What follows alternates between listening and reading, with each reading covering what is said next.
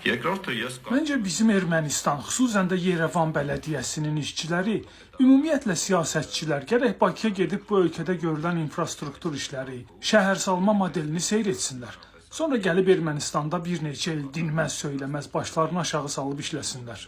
Bu sözləri Bakıda olmuş Samvel Meliksetyan Yerevanda mətbuat konferansında deyib. Çünki Azərbaycan həqiqətən 30 il bir ölkə qurub. Orada əlbəttə hamımıza məlum olan çox böyük bir nöqsan var. Lakin orada müxtəlif sahələrdə nailiyyətlər var, hansılar ki bizdə yoxdur. Və bu həmçinin bizim bugün nə üçün bu vəziyyətdə olduğumuzu anlamağa imkan verir. Noyabrda Azərbaycan paytaxtına səfər etmiş erməni sülh təşəbbüsçüləri bu iki ölkə və xalq arasında oxşarlıqlardan da danışıblar. Həm Ermənistanda, həm də müəyyən dərəcədə Azərbaycanda qəzəb, inamsızlıq və kin hökm sürür. 35 illik dövrdə bu dərin düşmənçilik və nifrət tamamilə təbiidir. Arek Koçiryan deyib. O, Bakı təəssüratlarını bu cür paylaşıb.